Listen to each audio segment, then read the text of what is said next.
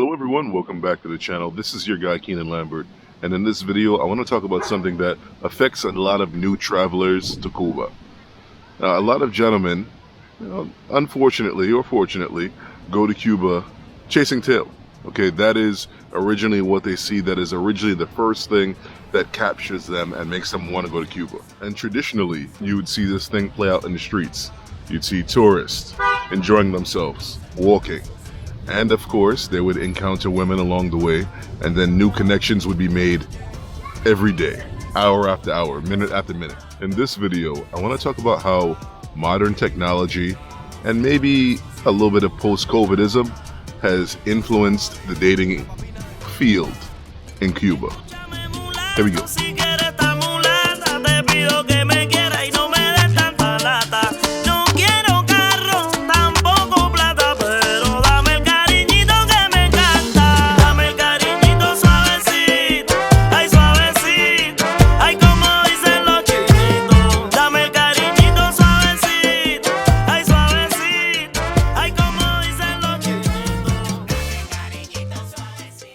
See, back in the Stone Ages, when I was young, in Cuba and other places in the more developed world, you could literally meet people outside.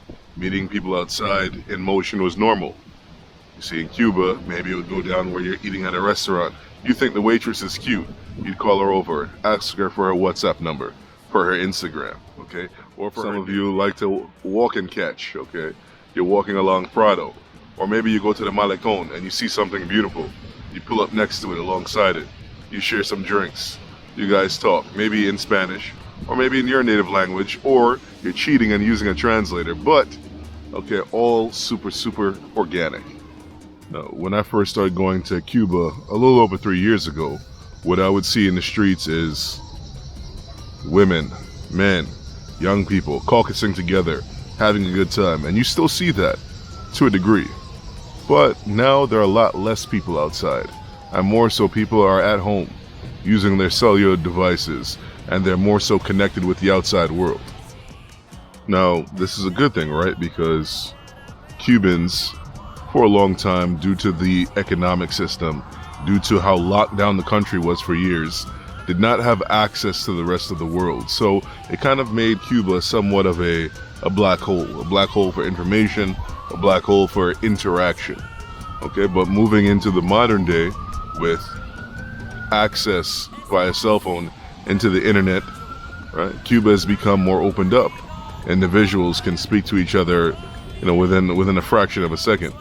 Within a fraction of a second, I'm able to speak to my friend Alina from New York, or whenever I'm in London or Jamaica.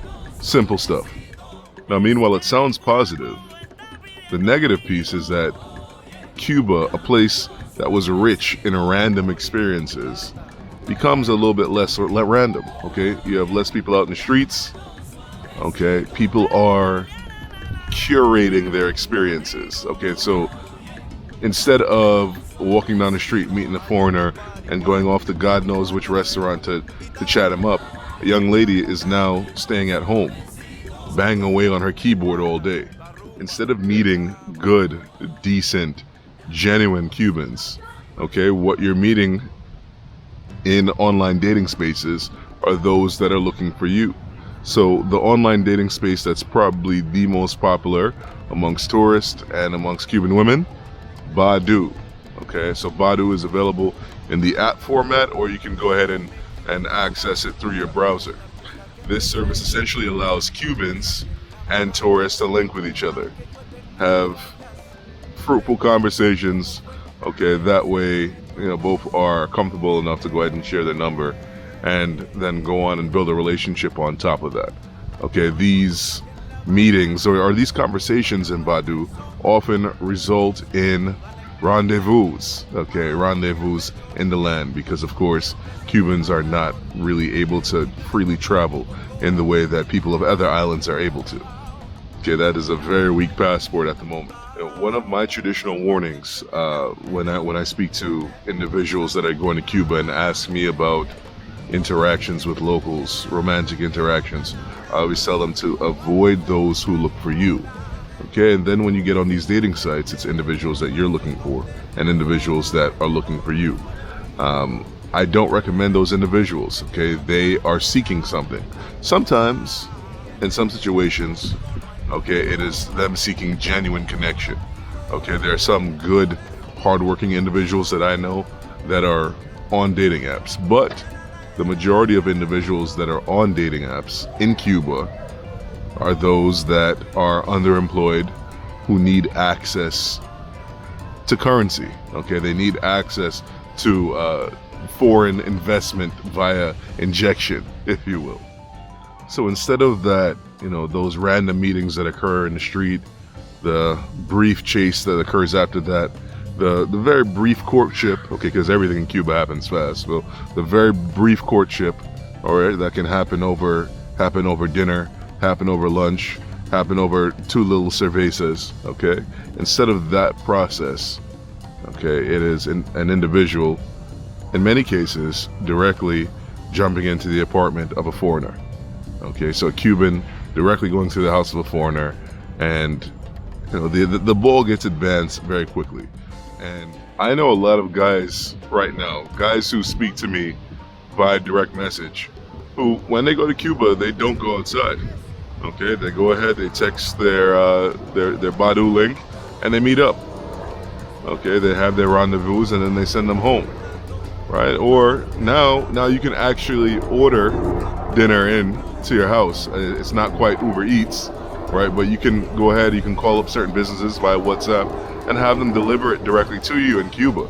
Okay, so Cuba is experiencing this modernity, and a part of this modernity is having everything that you need at your fingertips, so you don't have to go outside and interact with the place. And in my opinion, you lose a little bit of what makes Cuba special when you aren't interacting with it with all 5 senses in real time. Okay, and dating apps are an extension of that. And for those of you that are seeking real, genuine connections, even if they're brief, okay, how are you to get a sense of that? Via messages that are going back and forth. Okay, maybe you might have a video chat, but you lose the ability to see an individual interact with the world around them. Okay, when you see that, when you observe that, okay, like how you would if you were to have a genuine interaction with somebody, you were to find them maybe in the street or maybe working at a restaurant, you get a chance to see how they are normally, not them performing on day one for you. Now, this is generally my opinion about all dating apps and online dating. Online dating, it essentially makes dating way too easy. It makes meeting new people extremely easy, so that you don't value that individual that's sitting in front of you when you first meet them. You're latching on to the first thing that you don't like and then moving it along. Okay, you're changing them like underwear. And for me, I don't know, maybe I'm an old man, but that cheapens the beauty of human interaction. Okay, that doesn't allow you to embrace, caress the imperfections of another individual. So outside of dedicated dating apps, another way you can go about it is sliding through Facebook. All right, so you latch on to one individual that is in Havana, and you add individual after individual. So you work with one person, you add a couple people from their friend group, and then you move on from there. You add a couple people from their friend group, and so on and so forth. Okay, and even without you reaching out, somebody's gonna reach out to you. Say, hey, how you doing? What's your name? Where do you live? Would you like to come to Cuba? When are you coming to Cuba? Oh, you've already been here. When are you coming back? Okay, now there's a connection, or many connections that get made in that simple way. I have a friend who damn near exclusively looks for his young ladies in this manner. Okay, well, the effective part about that is that it kind of cuts out the individuals who are seeking something from you, right? Some of them will be seeking things from you, but it cuts out, those individuals that have those malintentions, right? That maybe just want to get money out of you or something of the sort. Okay, it allows you to sort of fine-tune what you want. Okay, maybe you like light-skinned girls with big hair. Okay, maybe you like dark-skinned girls with big hair. My weakness, right? Or maybe you like, the straight-up Spaniard look, but they have that Cuban flair. Okay, going on Facebook, that it allows you to sort of filter down in what you want. Okay, you scroll through hundreds of individuals and really focus in on what you want, that particular type that you might have to look at least. Okay, because you haven't gone under the hood to see what the individual is actually like. But even though this is an extremely useful tool for you, okay, it also just allows for you to have endless options, and that isn't good. Okay, just having endless options just allows you to whoop, change, whoop, change, whoop, change. So you can stay in Cuba for a weekend and a couple days, right? And I've literally gone through the process of linking up with 8 different individuals. Okay, is that healthy? Is it sanitary? Who knows, all right? But it's something that you could easily get done. Now, I know Facebook for a lot of people out in the developed world is, old technology. It is an old app. But in Cuba, people use this religiously. Okay, they use it to hold on to their friends and family who have gone abroad, to stay connected to their lives. Okay, Facebook is a system of interaction, and if you want to be efficient, right, you can use Facebook to be more efficient in your interactions. Okay, do I agree with it? Would I personally do it? Not for the same purposes as some of you guys, but that's where we're at. The cool thing about meeting people in the streets in Cuba is that sometimes it's they're not that individual that you're seeking romance from. Okay, they are simply a friend. Okay, and they introduce you to more people, right? And then you can make your romantic connection to the individual that is the most ideal for you, right? In that manner. Okay, that's something that I found to be the case in Havana at times. So for those of you that have used dating apps in third world, or as I like to say, Cuba is a fourth world nation, so in developed nations, okay, for those of you who have used dating apps, let me know what your experiences look like. My brothers, okay, I don't mean to stereotype these young ladies, but women from Holguin are known for dating scams, okay? They will make a connection with you and have you sending them money, right, within short time. They're sending you pictures of their fridge, okay, completely empty, maybe with a bottle of water, right, or maybe with some beans that they made last week. Okay, do not fall for these tricks. It is very common amongst girls from Holguin. Stay away from it, please. A lot of us young men, maybe young men coming from Caribbean cultures, all right, we are taught that men are providers. Okay, so if you believe yourself to be a provider, there's an individual that you are forming a bond with, and you see that they are in need, so you send them something. Okay, there are individuals that understand this about you, and they actually seek to benefit from it in a way that is ingenuine. They seek to essentially play on your tendencies to provide, and really, essentially, they want to take you for idiot. All right, and do not let any woman take you for an idiot. Or for my ladies that are watching this video, do not let any man take you for an idiot.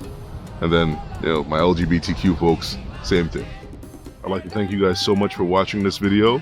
I love actually doing these sort of conversational pieces. It gives me a chance to really fire back at you guys in the comment section for us to fight in a friendly manner. Thank you so much for watching this video. I love you guys. Peace out. Let's do another one from Cuba soon. Peace out.